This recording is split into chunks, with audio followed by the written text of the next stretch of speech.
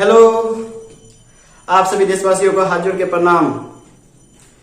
ये है अपना YouTube चैनल वेणु क्लासेस। आज मैं आप लोगों को बताने जा रहा हूं क्लास 12 का NCERT ऑब्जेक्टिव क्लास 12 समाज शास्त्र। मैं सिर्फ ऑब्जेक्टिव डाल रहा हूं। चैप्टर मैं डाल चुका हूं। अगर आप लोग देखे होंगे, कुछ लोग ने बहुत सारा प्यार दिए हैं। और आज का जो दूसरा चैप्टर है वे है भारतीय समाज की जनसांख्यिकी संरचना क्या है ना। ये आपका चैप्टर है, दूसरा चैप्टर है। तो इस चैप्टर को भी आप लोग ढेर सारा प्यार दीजिएगा और इसको आप लोग बहुत अच्छे से पढ़िएगा। और 2 या 3 क्वेश्चन तो बनेगा ही एग्जाम में, आपको पता ही है। मैं हमेशा एक ही बात बोलते आ रहा हूं हर एक क्लास में। तो आज का चलिए देखते हैं पहला क्लास और पहला क्वेश्चन क्या है ना। तो ये सोशियोलॉजी का दूसरा क्लास है, ठीक है। चलिए,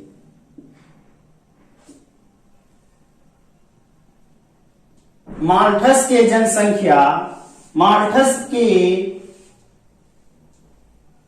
जनसंख्या वृद्धि के सिद्धांत का उल्लेखन किया गया है। यानी पूछ रहा है माल्थस के जनसंख्या वृद्धि के सिद्धांत का उल्लेखन किया गया है। तो इसका आंसर क्या हो जाएगा?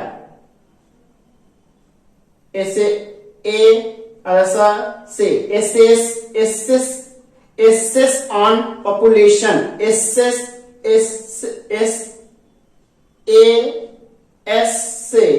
ऑन पॉपुलेशन,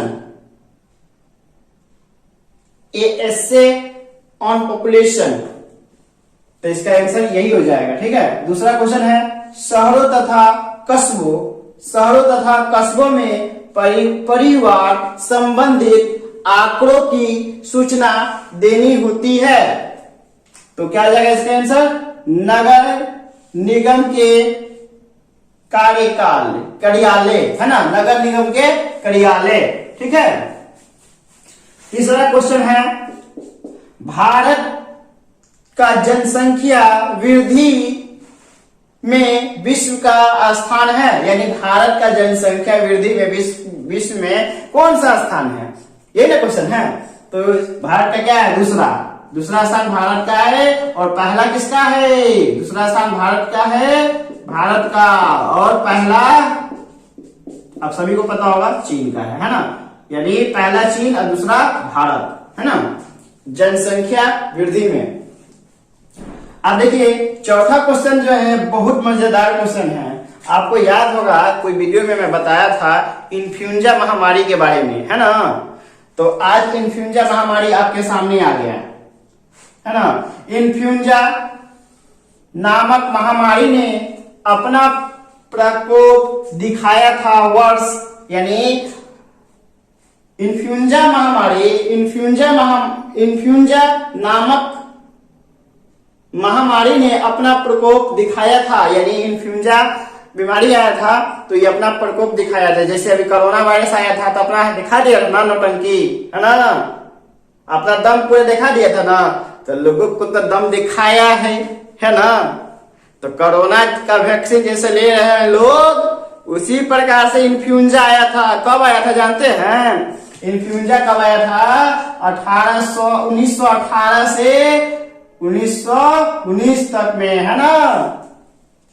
यानी 100 वर्ष पहले इन्फ्लुएंजा महामारी आया था। इसमें आपको बता दूं कि 5% लोगों को अपने जीवन से हाथ धोना पड़ा था, ठीक ना, अपने लाइफ से हाथ धोना पड़ा था 5% लोगों को। समझ में आ रहा है ना। तो इन्फ्लुएंजा महामारी आया था, है ना। और अभी हाल फिलहाल में क्या आया है? कोरोना महामारी। समझ में आ गया ना। तो आपसे अगर कोई पूछे इन्फ्लुएंजा महामारी कब आया था तो क्या बताइएगा? 1918, 1919, है ना। अब कोरोना के बारे में तो आप सभी जानते हैं। तो आप बताइए इन्फ्लुएंजा के बारे में बहुत सारे लोग को पता होगा नहीं ना। तो आज जान लीजिए कि इन्फ्लुएंजा की महामारी आया था, है ना। चलिए तो अगर आप लोगों को ना अच्छा लगता होगा ना तो प्लीज लाइक तो जरूर कर दीजिएगा ताकि हमको बड़ा मन लगेगा वीडियो बनाने में, है ना। और सब्सक्राइब कीजिएगा तो जोश बढ़ेगा, मन करेगा कि अभी बनाते हैं, है ना। और शेयर कीजिएगा तो खाना भी नहीं खाएंगे, पहले वीडियो ही बना लेंगे, है ना, ताकि आप लोग को देखने में बहुत मजा आए। क्यों मजा आए जानते हैं ना, कि क्वेश्चन एग्जाम में टकराए, है ना, खूब अच्छा नंबर लाए, ठीक ना। चलिए अगला क्वेश्चन देख लेते हैं, इसीलिए लाइक कर दीजिएगा, है ना। देखिए 5वां क्वेश्चन है, भारत में सर्वाधिक जनसंख्या समृद्धि का राज्य कौन सा है ना। भारत में सर्वाधिक जनसंख्या समृद्धि का राज्य कौन सा है, तो आप जान लीजिए कि उत्तर प्रदेश है। कौन सा है, उत्तर प्रदेश है, ठीक ना। चलिए 6ठा क्वेश्चन देख लीजिए, किस तकनीक का प्रयोग गर्भ निर्धारण में किया जाता है ना। तो अल्ट्रासाउंड, आप सभी को पता होगा क्या होगा, अल्ट्रासाउंड, ठीक है। चलिए आप 7 नंबर क्वेश्चन देखते हैं।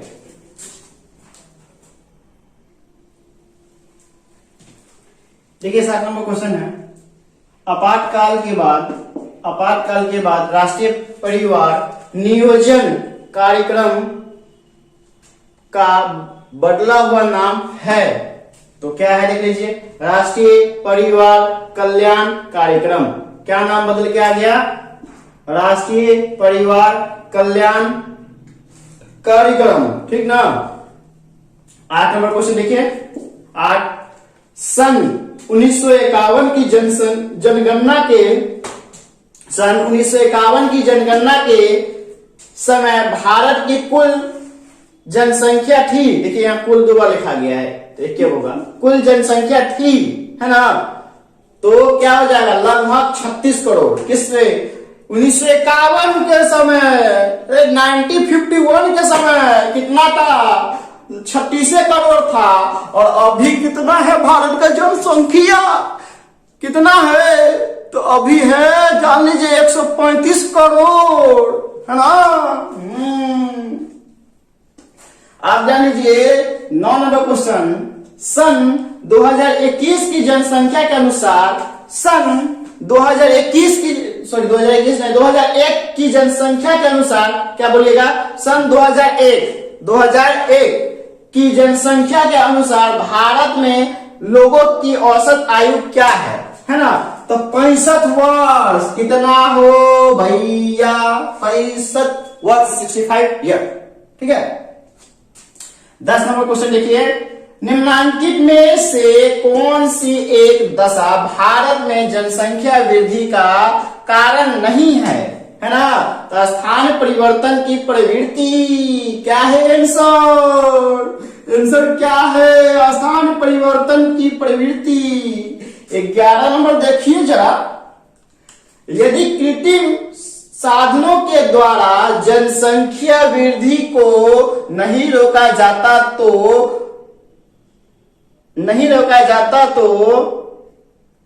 माल्थस के अनुसार इसे उत्पादन होने वाली दशा को कहा जाता है। तो क्या कहा जाता है, नर्सरिंग अवरोध, है ना, नर्सरिक के अवरोध, नैसर्गिक अवरोध, नैसर्गिक अवरोध, है ना, इसका आंसर हो जाएगा। 12 नंबर देख लीजिए, भारत में वर्तमान राष्ट्रीय जनसंख्या नीति कब से कब लागू हुई, है ना, कब से कब लागू हुई, है ना।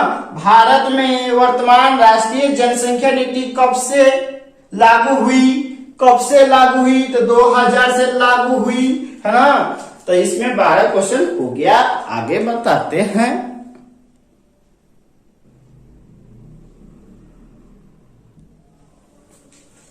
चलिए 13 नंबर देखते हैं, भारत में राष्ट्रीय जनसंख्या आयोग के अध्यक्ष कौन है तो कौन होते हैं? प्रधानमंत्री। आपको पता है वर्तमान में हमारे प्रधानमंत्री कौन है ना? दामोदर दास नरेंद्र मोदी, है ना? श्री दामोदर दास नरेंद्र मोदी। अब देखिए 14 नंबर क्वेश्चन है, भारत में परिवार नियोजन कार्यक्रम कब से लागू किया गया? तो सन 1952 से, सन 1952 से, ठीक ना? अगला क्वेश्चन देख लीजिए 15, माल्थस के अनुसार जनसंख्या वृद्धि किस 10 से होती है ना? तो जैमितीय, क्या हो जाएगा? जैमितीय, ठीक ना? अगला सन 16 नंबर, सन 2001 की जनगणना के अनुसार भारत की जनसंख्या कितनी करोड़ थी, है ना? तो 102.86, है ना? यानी 102 करोड़ 86 लाख, है ना? 17, भारत में जनसंख्या का सबसे अधिक घनत्व वाला राज्य कौन है? तो पश्चिम बंगाल। क्या हो जाएगा इसका आंसर? पश्चिम बंगाल, ठीक ना? 18 देख लीजिए, भारत में 3.64 लाख एक बार देखिए, भारत में 3.64 लाख गांव वे हैं जिनकी कुल जनसंख्या कितनी हजार से कम है? तो 1000, ठीक ना? इसका आंसर क्या आएगा? 1000। 19 नंबर देख लीजिए, सन 2001 की जनगणना के अनुसार भारत में 10 लाख से अधिक आबादी वाला नगरों की संख्या कितनी है? तो 35, ठीक है? यहां देख लीजिएगा 20 नंबर क्वेश्चन हम यहाँ लिख दिए, मेरे पास जगह नहीं था, तो आप लोग इसको ध्यान से सुनिएगा। स्थान परिवर्तन कारण आज डैश, इस डैश के जगह पर गांव में नगर की विशेषताओं का प्रयास होने लगा है, ठीक ना? तो ये 20 क्वेश्चन आपका साइकोलॉजी का हो गया है। तो आप लोग इसको बहुत अच्छे से देखिएगा और बहुत अच्छे से पढ़िएगा और बहुत ढेर सारा प्यार दीजिएगा इस सब्जेक्ट को, और बहुत अच्छा लगेगा अगर आपका ये सब्जेक्ट है सोशियोलॉजी, है ना? अगर आपका सब्जेक्ट है सोशियोलॉजी, समाजशास्त्र, तो आप इसको बहुत अच्छे से पढ़ सकते हैं, 2 या 3 नंबर ला सकते हैं, ठीक ना? तो बहुत अच्छे से पढ़िएगा और आप इसको लाइक, सब्सक्राइब, कमेंट करके बताइएगा जो मैं कैसा पढ़ाता हूं और जो मैं पढ़ा रहा हूं क्या मैं आप इससे सक्सेस हो पाइएगा या नहीं, ये भी बताइएगा कमेंट करके, ठीक है? तो कृपया करके आप लोग लाइक कर दीजिएगा, सब्सक्राइब कर दीजिएगा और शेयर भी कर दीजिएगा ताकि मन लगेगा वीडियो बनाने में, ठीक ना? तो आज के लिए इतना ही, बाय।